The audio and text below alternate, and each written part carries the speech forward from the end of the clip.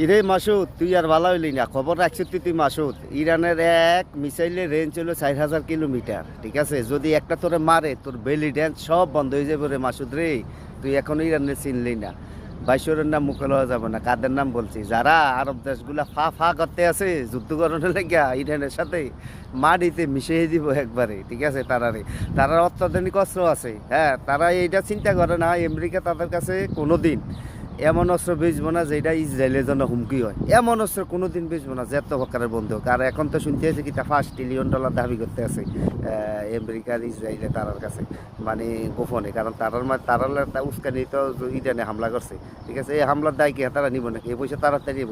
$5 trillion সমস্যা নেই। $5 trillion না দিলে তারা মনে করছে যে না দিলে কি তা করবো, না দিলে বিশ্বব্যাংকে যে টাকা আছে না থার ভাই এইটাই লই যে গেবো হেরা। ঠিক আছে, কারণ হেরার কাছে তারা বন্দি না।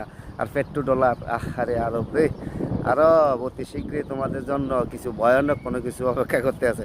পাকিস্তানের ট্রিটমেন্ট ঠিক আছে, যে আমেরিকা যদি আমাদের উপর হামলা করে আমরা ভারতকে ঘুরিয়ে দেবো। হ্যাঁ না, এইটি ফাঁকলা, এইটি ঠিক আছে। কারণ হেডি মনে করো নিজে আক্রান্ত হইলে দ্বিধাবোধ 1 সেকেন্ড দ্বিধাবোধ করতো না, কোন দিকে মাইরে দিব আর মানে আমেরিকা ইউরোপ কোনোদিন কল্পনা করতে পারতো না।